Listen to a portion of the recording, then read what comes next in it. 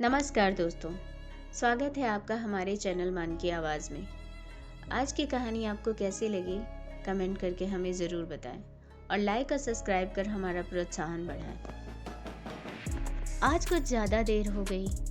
वैसे तो वो महिला हर रोज़ 8:30 बजे आ जाती है। आज 9 बज गया फिर भी अभी तक नहीं आई। बिना उसके आए दुकान बंद भी कैसे करूं, क्योंकि मैंने उसे वचन जो दिया है। क्या नाम था उसका? इतने दिनों में उसका नाम भी नहीं पूछा मैंने। ये सब बातें राहुल के दिमाग में चल रही थी। कुछ दिनों पहले ही तो उसने एक डेयरी शुरू किया था। उसकी ये शॉप ज़्यादा बड़ी नहीं थी, जिसमें वो दूध और बाकी मिल्क प्रोडक्ट्स रखता था। उद्घाटन के दिन एक पहली महिला उसके दुकान पर आई थी। उसकी गोद में एक छोटा सा और बहुत प्यारा बच्चा था। उसने एक दूध की बोतल ली और राहुल से बोली, भैया अभी मेरे पास सिर्फ 10 रुपए हैं, बाकी के पैसे मैं कल दे दूंगी। राहुल ने एक बार उसकी तरफ देखा। गरीब थी, गले में मंगलसूत्र भी नहीं था, माथे पर सिंदूर भी नहीं, शायद पति भी मर गया था बेचारी का। राहुल ने अंदाज़ा लगाया।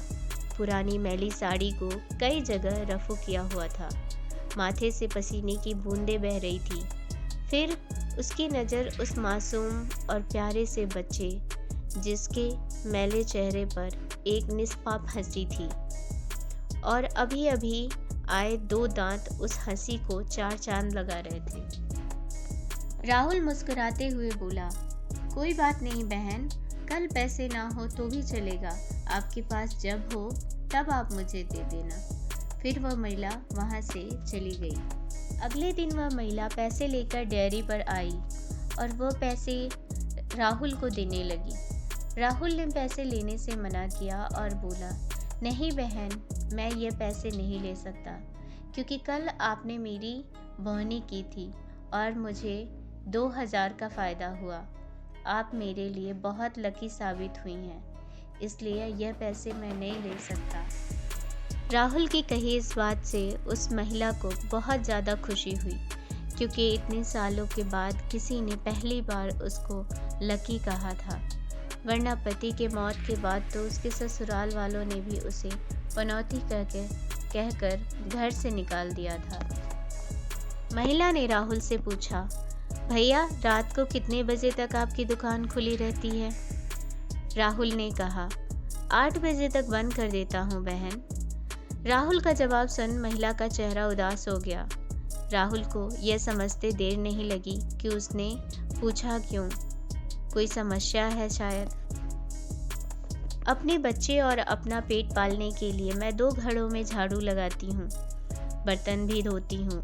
यह सब काम करके रात को 8 साढ़े 8 बज जाते हैं और मुझे आने में लेट हो जाती है तो सारी दुकानें बंद हो जाती हैं और लाचारी से मुझे अपने बच्चे को भूखे पेट ही बहला फुसला कर सुलाना पड़ता है। वो बोल नहीं सकता ना, उसी का फ़ायदा उठा लेती हूँ, कहते हुए उस महिला का गला भर आया।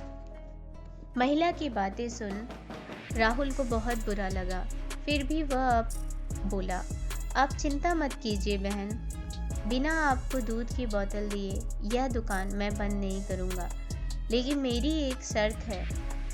आपने आंसू पोंछते हुए महिला ने राहुल की ओर देखा और पूछा, क्या शर्त है भैया? आप मुझे दूध के पैसे नहीं देंगी। यह सुन महिला की आंखें फिर से छलक गईं, लेकिन इस बार आंसू दुख के नहीं खुशी के थे। उसे ऐसा लग रहा था जैसे इंसान के रूप में भगवान उसकी मदद करने आ गए हों। उस दिन से हर दिन 8:30 बजे वो डेयरी पर आकर दूध की बोतल ले जाती। धीरे धीरे 5 महीने बीत गए और धीरे धीरे महिला बीमार होने लगी। ज़्यादा काम और चिंता की वजह से उसका शरीर दिन व दिन सूखता जा रहा था। ऐसे ही एक दिन राहुल अपनी दुकान का सारा काम खत्म कर इस महिला के आने का इंतज़ार कर रहा था। 9:30 बजे वो महिला आई। आज उसका चेहरा कुछ ज़्यादा ही बेजान नज़र आ रहा था। बीमारी के कारण आंखों के नीचे काले घेरे और बहुत ज़्यादा बढ़े हुए नज़र आ रहे थे। राहुल ने तुरंत फ्रिज खोलकर दूध की बोतल निकाल उसे दी। फ्रिज बंद करने के लिए राहुल मुड़ते हुए बोला कि बहन आज कुछ ज़्यादा देर कर दी। वो घुमा तब तक वो महिला दूध की बोतल लेकर जा चुकी थी।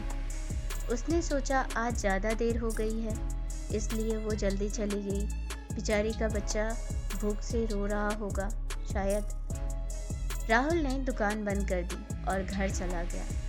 अगले दिन ठीक 8 बजे वो महिला शॉप पर आई और आकर बिना कुछ बोले खड़ी हो गई। हमेशा की तरह राहुल उसे दूध की बोतल दे दी। कोई चीज़ नीचे गिरी तो उसे उठाने के लिए राहुल नीचे झुका। वो चीज़ उठाई और सामने देखा तो वो महिला वहाँ नहीं थी। राहुल को आज पता नहीं क्यों उस महिला में काफ़ी बदलाव नज़र आया। उसे वो बड़ी कमज़ोर भी नज़र आई। अगले दिन फिर 8 बजे वो महिला उसके दुकान पर आई। आज राहुल ने उसका चेहरा बड़े गौर से देखा। उसका चेहरा सफ़ेद पड़ चुका था, मानो उसके चेहरे का तेज कब का जा चुका हो। उसने सोचा बेचारी गरीब महिला करे भी तो क्या, ना किसी का सहारा, ना अच्छी आमदनी, ज़रूर पैसे की कमी की वजह से बीमार होते हुए दवाइयाँ नहीं करा पा रही होगी। राहुल जल्दी से अपने शॉप बंद करके अपने घर गया। घर जाकर उसने ये सारी बातें अपनी पत्नी को बताई। उसकी पत्नी भी उसकी ही तरह भले स्वभाव की थी। उसे भी उस महिला की परिस्थिति पर दुख हुआ। वो राहुल से बोली, ऐसा करते हैं कल उस महिला के घर चलते हैं और उसे किसी अच्छे डॉक्टर को दिखा आते हैं। राहुल को अपनी पत्नी की बात सुनकर उस पर गर्व हुआ, क्योंकि उसके विचार भी उसी की तरह दूसरों के प्रति परोपकारी थे। अगले दिन सुबह दोनों उस महिला के घर जाने को रवाना हुए। राहुल को उसका पता ठीक से याद नहीं था। जब वे उस छोटी सी गली में पहुंचे तब वहां एक छोटा सा मकान था, जिसके आसपास दूर दूर तक और किसी का घर नहीं था। जैसे जैसे वे उस मकान की तरफ बढ़ते जा रहे थे, वहां एक बदबू तेज होती जा रही थी। दोनों उस मकान तक पहुंचे और दरवाज़ा खटखटाया ही था कि वो दरवाज़ा खुल गया और बदबू असहनीय रूप से बढ़ गई। फिर भी दोनों अपने नाक पर कपड़ा रख उस अंधेरे मकान में घुसे, जहां बच्चे की खेलने की आवाज़ आ रही थी। राहुल ने किसी तरह स्विच ढूंढकर मकान की लाइट जलाई और सामने जो दृश्य दोनों ने देखा, वह देखकर दोनों की आंखें फटी की फटी रह गई। उस कमरे में उस मासूम बच्चे की माँ मरी पड़ी हुई थी। उसे देखकर लग रहा था कि वह 3-4 दिन पहले ही अपना देह त्याग चुकी है, क्योंकि धीरे धीरे उसका शरीर सड़ने लगा था। निर्जीव पड़े उस शरीर की आंखें देखकर लग रहा था जैसे रो रो कर सूख चुकी हो।